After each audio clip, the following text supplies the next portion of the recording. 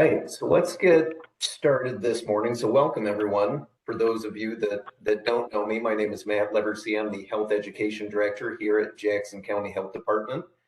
And basically to start off this meeting this morning, just letting you know a little bit of a change in facilitation. So Sandy Schwartz and Angie Bailey primarily used to facilitate these coalition meetings, and Sandy obviously has retired. If you didn't know that, I believe she retired in March. So Jackson County Health Department has agreed to take over facilitation of these future meetings, and looking forward to it. And let's just jump into what we have today.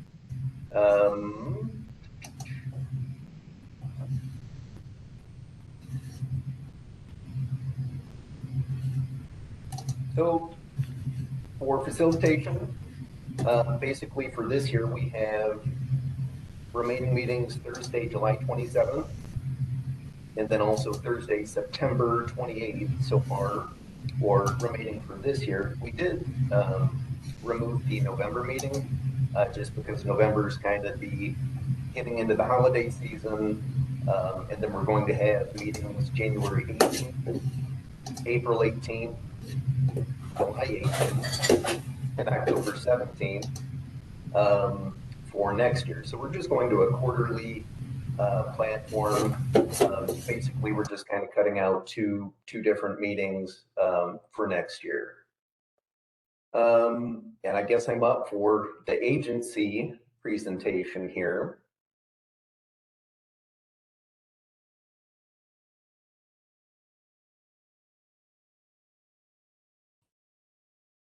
All right, so it's I-Plan time again for the health department. For those of you that aren't aware, basically the health improvement plan, or I-Plan as we call it, is something that all health departments have to do every 5 years.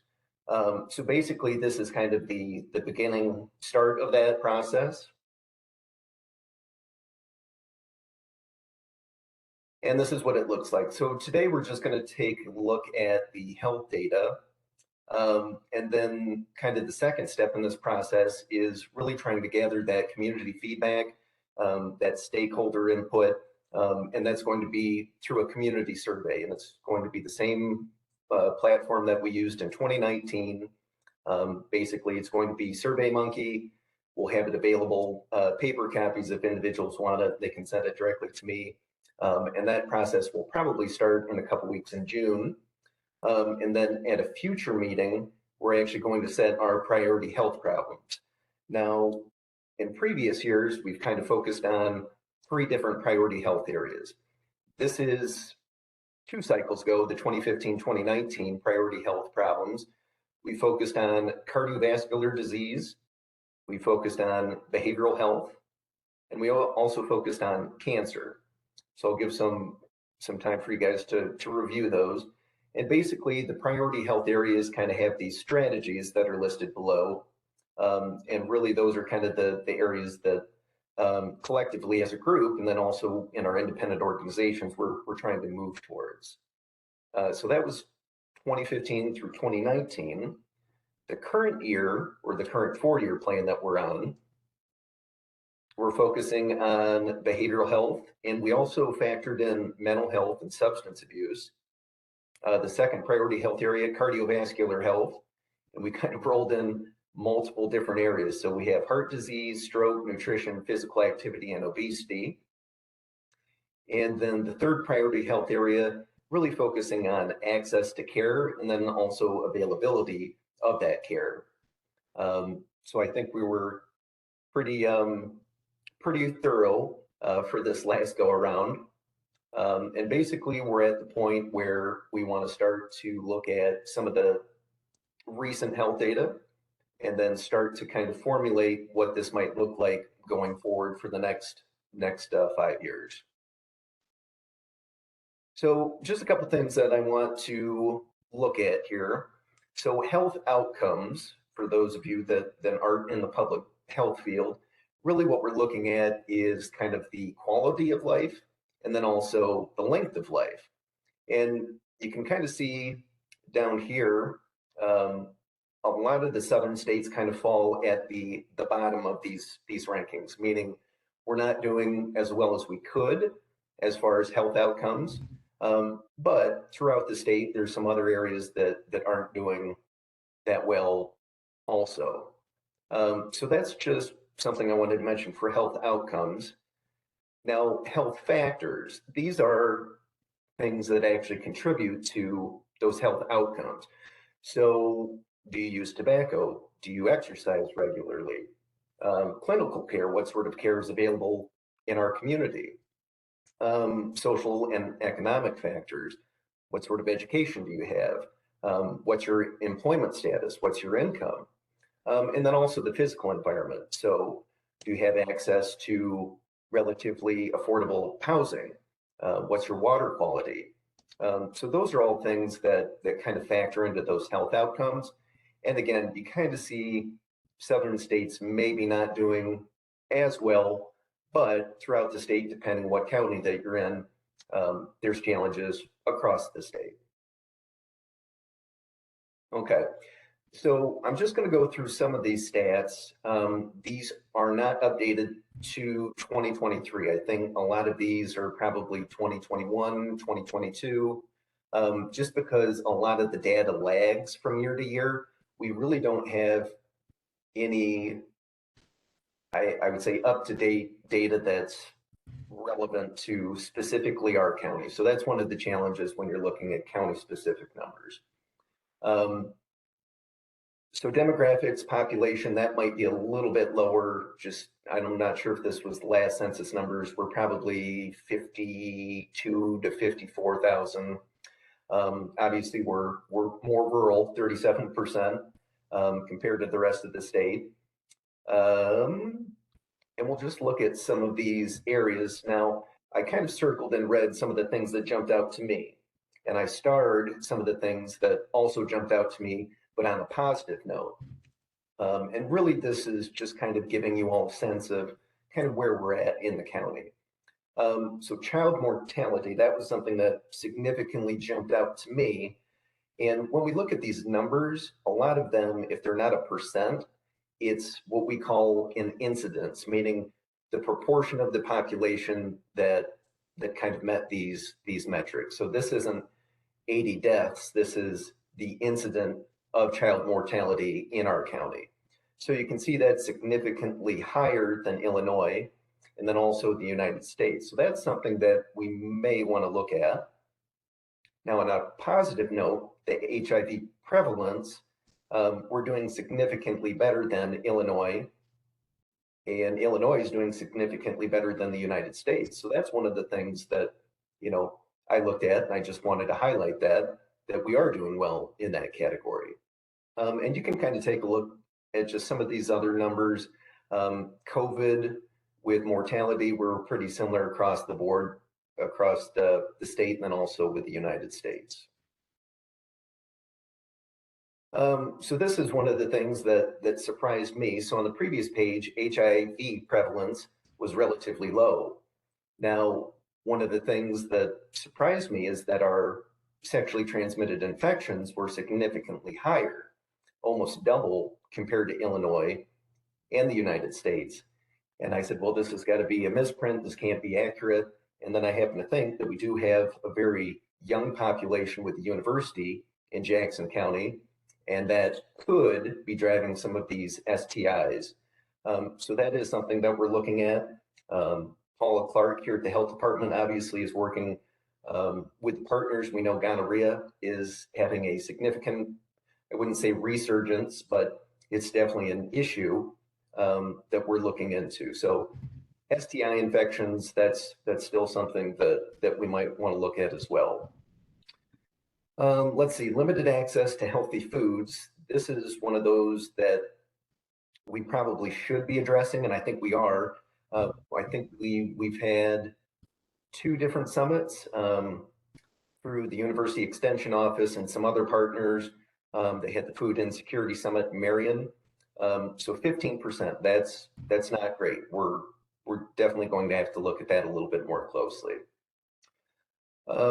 Let's see, on the positive note, the uninsured percentage, we're actually doing pretty well for being a rural community. So we're about 8% that's uninsured. So 92% of the population is insured. So that's pretty good. You can see kind of the providers here. We do okay in some categories, could be better. I think it is hard to recruit providers in a rural area, especially if you have spouses that follow you down here. Other primary care providers, this isn't great. This is what we would consider to be nurse practitioners, things that aren't necessarily a doctor, kind of a specific field. So that's considerably lower than Illinois, then considerably lower than the United States. High school completion, actually, we're doing very well, 93% high school completion in Jackson County, which is great. And then again, something to watch for, almost double, children in poverty, 24%. Probably a lot of you that work in this area know that we do have homeless population. We do have individuals that need access to housing. So I just wanted to highlight that. Social associations. So meaning, do you have friends? Do you have a social network? Are there people that you can rely on, talk to? And we're doing pretty well. I think we're a pretty tight-knit community for the most part. And so we're doing pretty well there, at least better than Illinois and the rest of the country.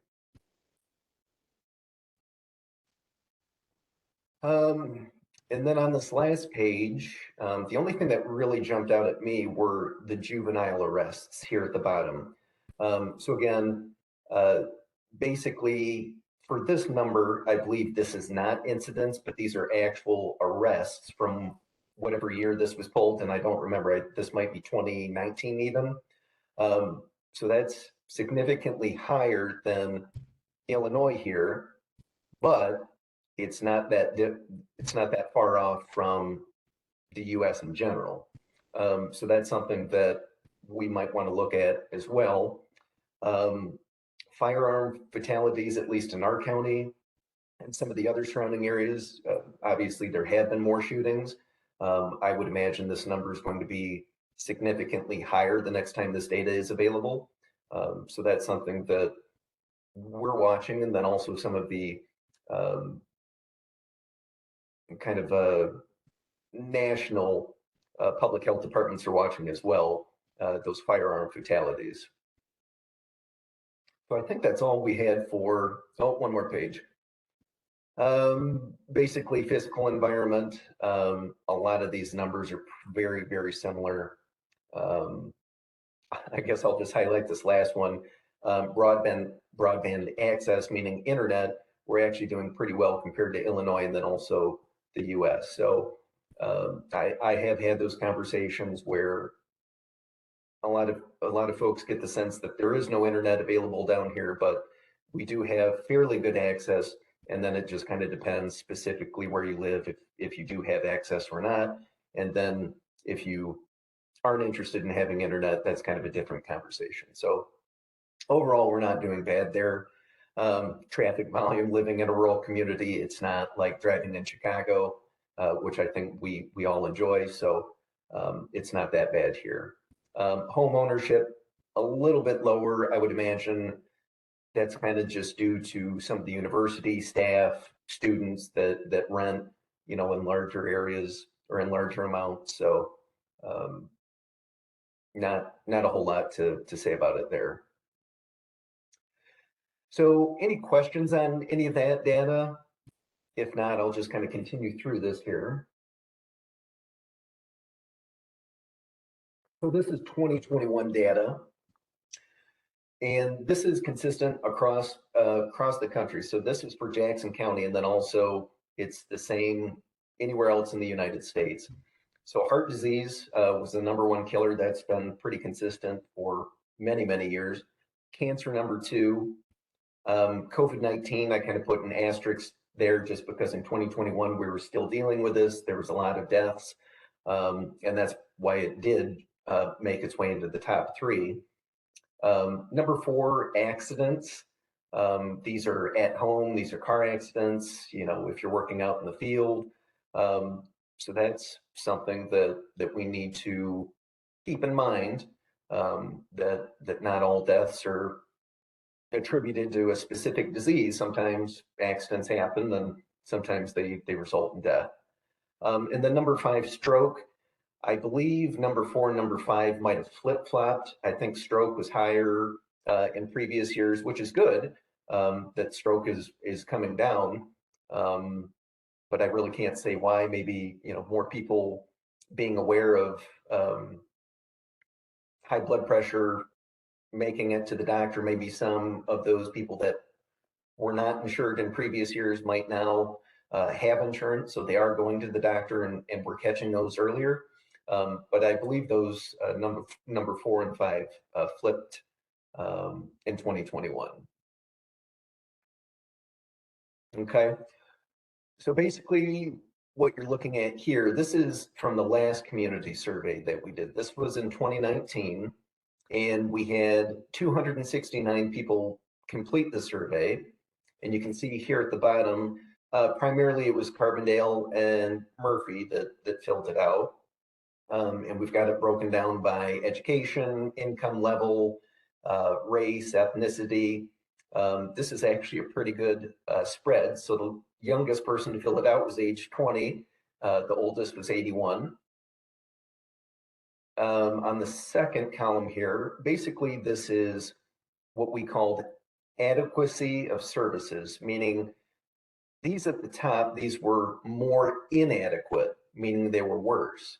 So according to the survey, mental health services, access to dental care, and affordability of medical care were kind of the top 3 that people in the survey identified.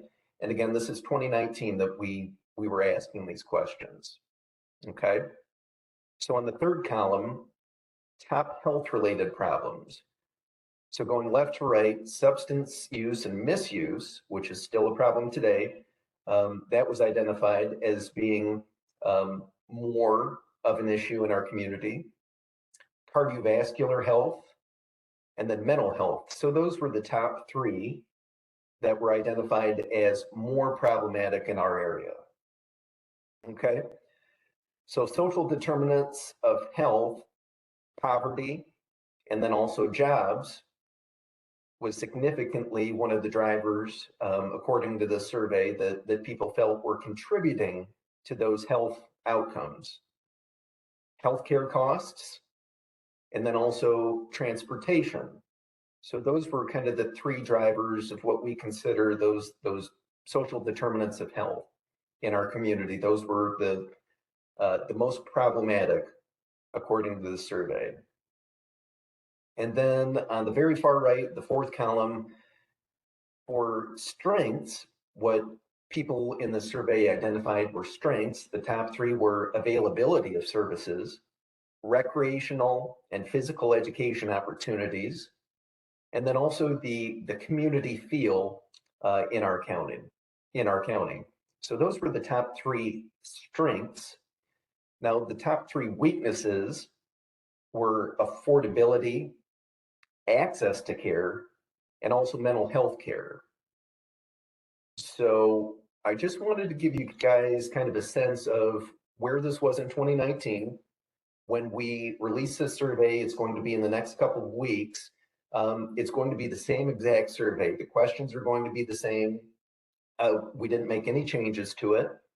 And basically, we're going to need your help, not only to complete the survey, but get the word out that this is going to be coming out. You can share it.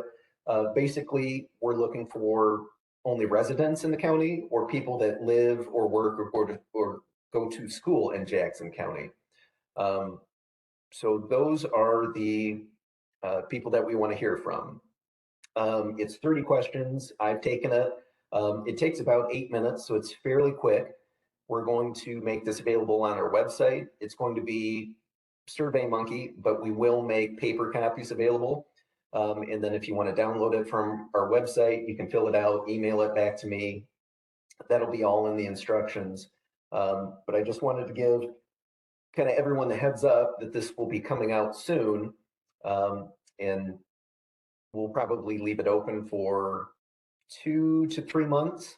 So we really don't have a hard deadline. We'll kind of wait to see how many people are filling it out, what that looks like over the summer.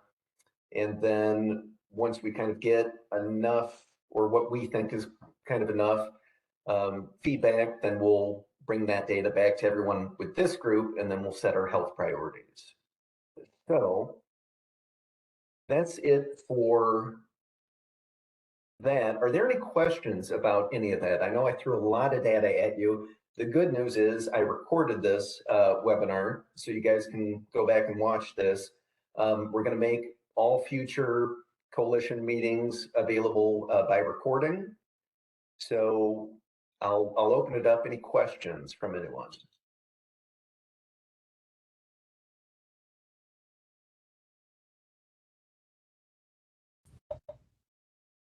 Hi, Matt. I have a question. Can you hear me? Okay. Yes. Hi, this is Molly with the City of Carbondale. Yeah, that was a great presentation, really enlightening. Thank you very much.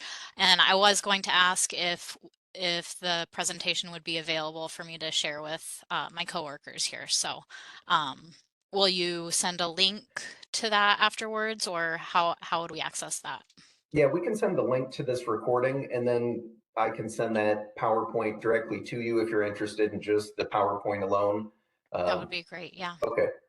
Okay, thank you. Sure. I did have one other question, and you sort of answered it by the end of the presentation, but I was curious also about metrics for bike and walkability in Jackson County. Is there a possibility to add questions to the survey, maybe if not this time around, but next time around?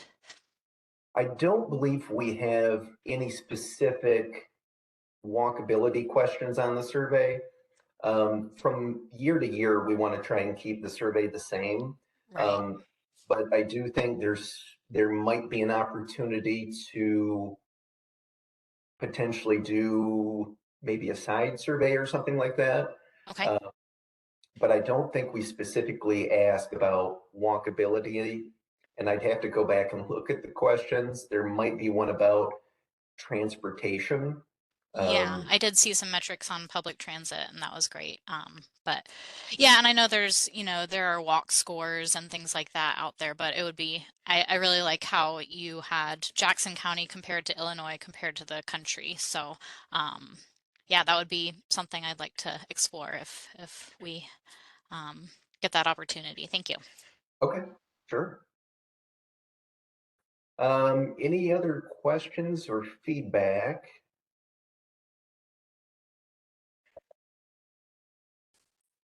It looks like there's a question from Gloria in the chat. She asked if it would be available in other languages. Oh, I didn't consider that. We do have Spanish speakers here in our office. That is something that we could look at, translating that into Spanish.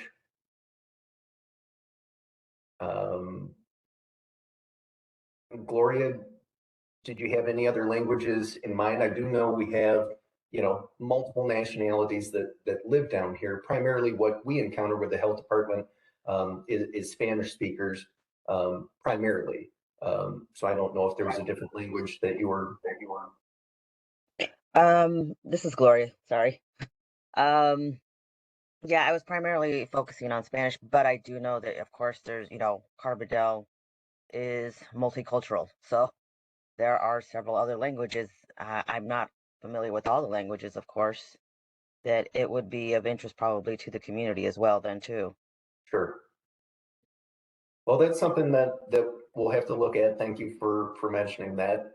I think sometimes we do miss opportunities for individuals that might not speak English or read English.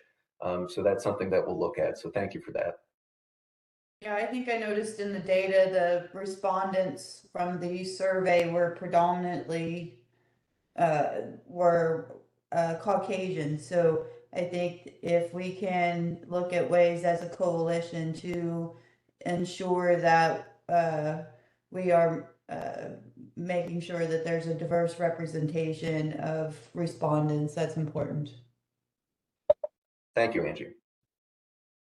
I think Unity Point has a few other languages that I think they translate some of their school documents to. One of them may be Arabic, and I think there's another one too. I can't remember off the top of my head. Okay. So Unity Point has that? They do, yeah. Okay, great, thank you.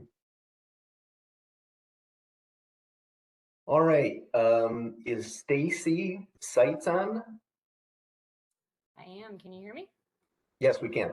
Okay, so I'm going to hand it off to her. So I'm just going to read her bio and then I'll pull up the PowerPoint. Stacy, just let me know when you're ready for the next slide.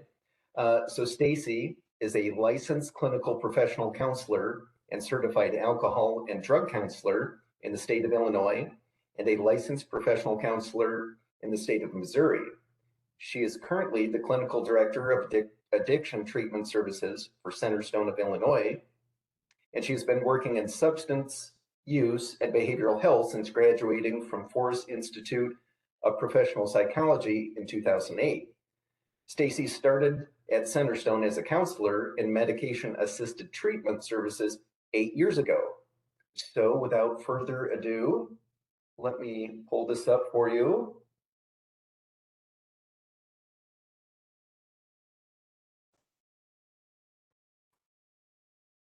And Stacy, I'll hand it off to you. All right. Thank you so much. Thanks for inviting me today. And I am going to be going over Centerstone's substance use levels of care and just providing a brief overview. At the very end, I'll ask if anyone has questions and see what I can answer.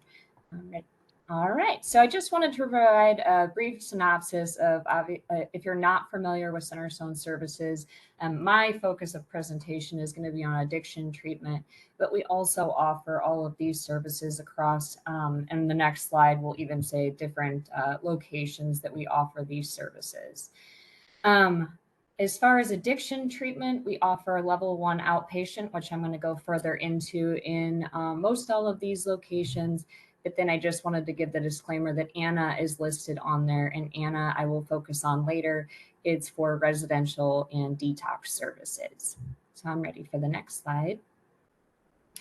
So when someone approaches us for potential treatment options, we use the IMCANs through the state of Illinois to determine one, what level of care someone might need, as well as it just provides a overall biopsychosocial of what treatment recommendations we might have. We also use the ASAM specific for addiction treatment to determine what level of care they might need. I'm not going to go into detail about these 6 different dimensions, but this provides an overview of what we're looking at to determine what level of care of addiction services we might recommend. Ready for the next one? So the very lowest level of intervention, and actually we don't see it recommended often, and I think it's because when people come to our services, they typically already are noticing several areas of concern. So early intervention is for somebody that does not have a substance use diagnosis. So they do not meet the criteria for level 1 or above, so it's considered 0.5. With this, we're actually not providing counseling services. We're providing education about substance misuse. So a lot of the focus is the effects on the brain, the obvious consequences that might happen if this potential pattern of behavior is developed. So typically, I will say that some folks that are recommended for early intervention are young teens in which parents are noticing some potentially problematic behaviors or something that they might perceive as a problematic behavior, or sometimes some DUI folks are recommended for early intervention as well. So the next level of care is outpatient services. I think that it's the level of care that most folks are familiar with. So if you're recommended for level 1 outpatient, you might receive 1 individual counseling a week and then really less than 9 hours of services. I would say a general picture of this is someone who may have a substance use diagnosis, but they want to maintain their employment, or it's not being entirely disruptive into their lives. They can still maintain employment or have housing, have family support. But so these folks might come to a couple groups a week as well as individual counseling. And then I just listed a couple of the groups that we have down there. The next level of care is IOP services. So intensive outpatient services means that it's typically group counseling, 9 or more hours a week. So a lot of the folks that are recommended this treatment, so let me take a step back. Individuals can move throughout the continuum of care and the levels of care of services. So if we see that level 1 is not working for someone, we might recommend level 2. Or vice versa, it could be a step down. I'm going to talk about residential and detox services later on. So you may be in residential treatment and then step down to the IOP service, which would be a less intensive form of treatment, but still providing a more intensive level of support than level 1. So right now, IOP services are at our Marion location, and this can be telehealth or in person. It really depends on the group that we're offering. So then we have our medically monitored withdrawal management, what people mostly refer to as detox services. There's a lot of variables that contribute to this recommendation. Truthfully, I will say that a lot of the parameters that we have are because of insurance, right? So typically someone would be recommended for detox services if they are using opiates, benzos, or alcohol. And the reason that I'm saying those is all of those substances we know have high potential for potential medical complications during detox. And so we want to monitor them with medical staff to ensure that we are helping them, providing immediate need, and then at times, making it a more therapeutic experience to detox from a substance. Currently, most insurances will not approve detox for a stimulant, so that includes meth or cocaine. Occasionally, they're approved for detox services for one of those substances if they're using in conjunction with other substances. So frequently with us, I mentioned this earlier, but our detox services are offered at Fellowship House, which is in Anna, Illinois. And frequently folks that come into detox, they're moved from detox to residential services. Currently, our residential services at Fellowship House is only offered to men, but detox can be offered to men or women at Fellowship House. The next slide, there you go. So I just happened to mention this. So the best and most recommended transition would be if you need a detox level of service, you would go into detox and then transition to residential treatment. Frequently men, that is exactly what happens on our services. And then if you come into detox and you're a woman, then we would want to link you to other residential services. And it's just to provide the most support. The first focus of detox is essentially medical support. And then after that, it's mental health, substance use support. So people that are in I think I'm jumping to the next slide here, but I'm kind of mixing both of them up. There it is. I was going to say, typically people that are in residential treatment are there for about 28 days, but some of this does depend on what insurance recommends. It also just depends on what is most appropriate for the client. So we've had folks that really should be there for more 28 days or a couple days after that, or we're working on coordinating their care. Insurance will say that they are only allowed up to a certain amount. So we try to work with them there. And at times we do utilize a charity bed if it's in the client's best interest. A piece that was on the other slide that I didn't talk about is we do offer medication-assisted treatment at Fellowship House. Dr. Reach is our treating physician, and he can start individuals on Suboxone treatment. And then we provide maintenance for individuals who are in Suboxone treatment or already in methadone treatment.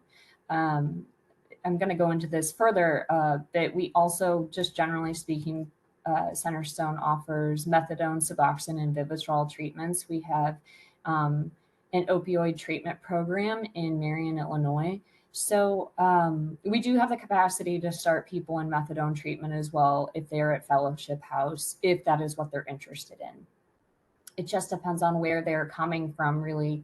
We obviously don't want to set them up for failure. So we all know that they are probably most limited in methadone treatment if they were coming from out of the area.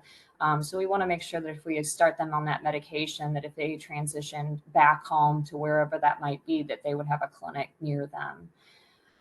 So for residential treatment, this typically means that we're providing 25 hours of counseling, groups, education, and it's one of the highest level of intensivity for of counseling services. And then obviously we want to transition into the next level of care. So the next slide talks about extended care. So extended care for Centerstone is currently located in Marion, Illinois. We are suspended in our services at extended care, but I am hoping that I can tell you all that we are going to be reopening in the next couple of months. We're working actively on developing that program and what we want that to look like. But the best recommendation that I would say for folks, and we have had people move through this continuum, is to go from detox to residential, and then residential to our extended care level of service. So at extended care, people can stay there anywhere from 3 to 6 months. It's basically in an effort to provide a continued level of support, to set them up for success, right? 28 days is not that long. And if they're coming from an environment where other people are using in the home and returning to that environment, it would be a significant challenge. So we'd like for them to come to our extended care services so we can extend that level of support to set them up for success. Extended care services, folks are typically involved in 9 hours of treatment. But the difference between residential treatment and extended care is that extended care, we're working with them to build their lives back up, meaning, do they need assistance with housing? Do they need assistance with employment? Have they lost everything? So with extended care, the clients are able to move in and out of the facility and within the community. So we're going to help them trying to develop those skills in order to get employment, to save, to budget, things like that. I think it goes into it further on that next slide. The other thing that we hook them up with, I had heard during the health department presentation, is homelessness, transportation issues, mental health and substance use. But so we have several grants at Centerstone, but the one that we work with quite often in extended care is the Connections Grant.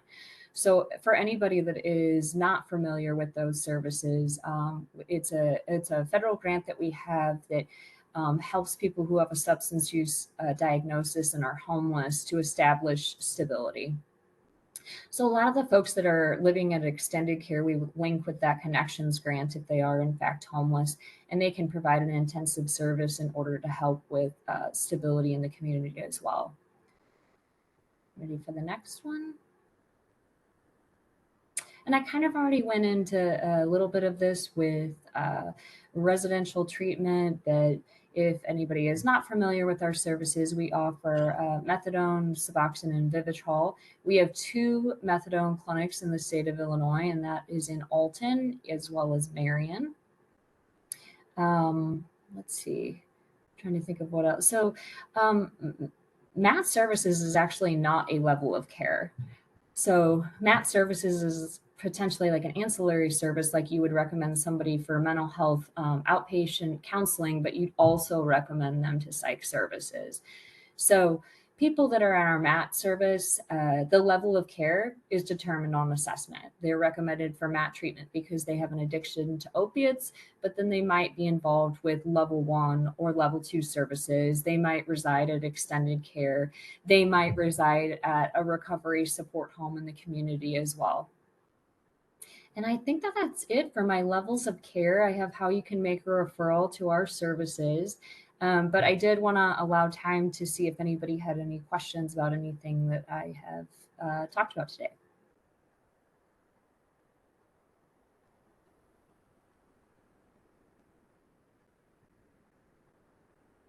So, for the referrals, should it be the individual, or can a case manager or someone else call and make that referral? And is there any documentation that is needed, or?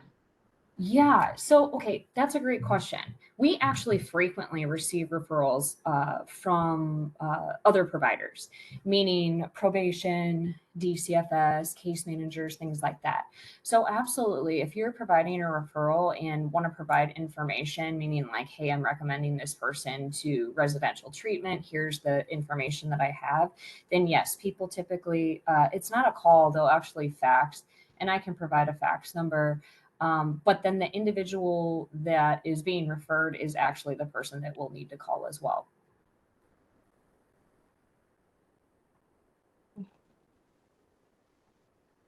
And then another question, you mentioned the Connections program and for individuals with substance misuse, but is there any kind of a homeless or Connections program if someone needs mental health services only, but they are not misusing a substance? Yeah, I know. We actually come across that a lot.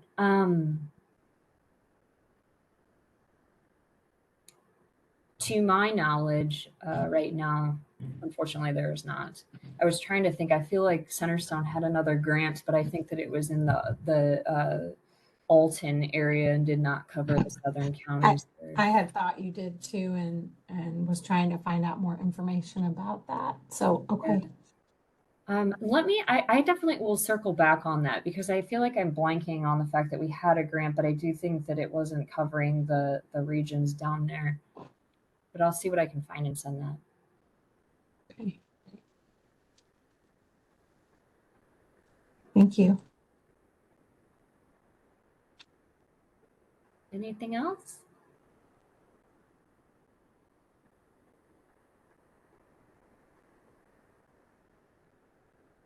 Thank you so much for having me today. Yeah, thank you very much, Stacy. Definitely needed in the community, and having Centerstone in our area is definitely a plus. So we appreciate you being on, sharing the information. Thank you. All right. So I think we're down to action team reports, and basically for this, see if I can pull this up for everyone. I want to try and go to a new format, and basically instead of doing report outs over the call, basically I'm asking individuals, ideally before the meeting, to send all of their updates from action team and then also community reports. So I've gotten some feedback here, and I'll tell you why I want to go this direction. It's very hard in real time to capture all of the specifics of this information. So if we can get this information onto the report either before the meeting, and this obviously was the first time we tried this, so if you do have updates, please send those to me, and I will enter this. We're actually going to make this available right alongside the recording. So if people want to go back and refer to this, they can see specific dates, times, what's upcoming. We can get a lot more information in here than what we can just reporting out over the call. So I want to try this for the next few meetings and kind of see how that goes. So you see we have our action team reports, we have who the co-chairs are, and then also if we just have general community feedback or reports or events, we can add those down here.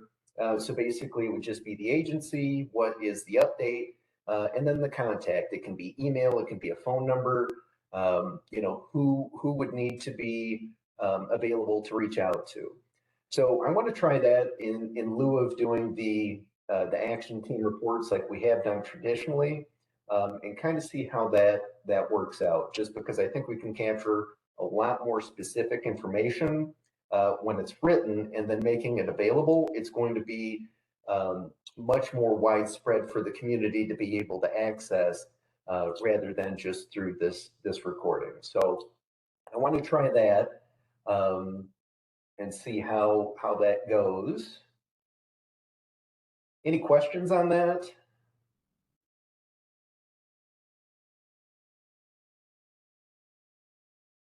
Okay. So basically, that's all we had for today. Our next meeting is scheduled for Thursday, July 27th. It will be over WebEx. So I have seen Angie Bailey. She has been removing some of the older meetings. So if you do have a Jackson County Healthy Communities Coalition meeting invite from her, we've transitioned to the health department.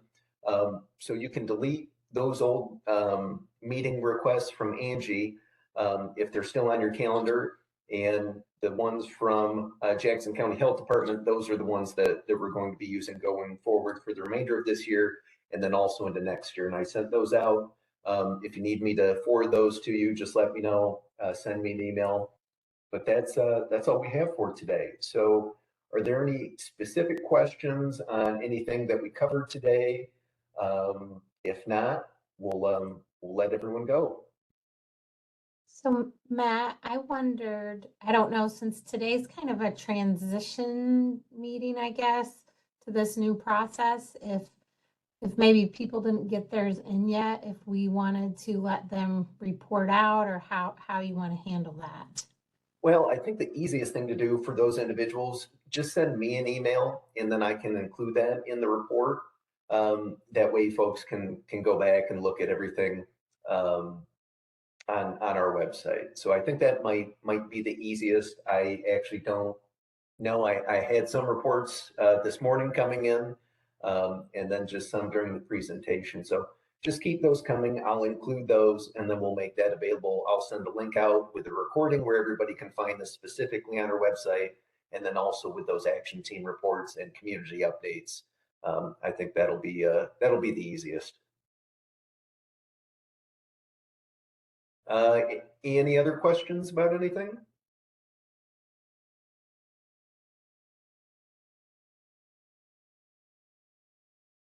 All right, well, hearing none, we do appreciate everyone jumping on.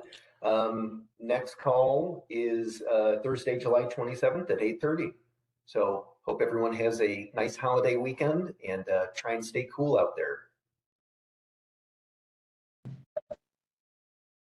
Thank you.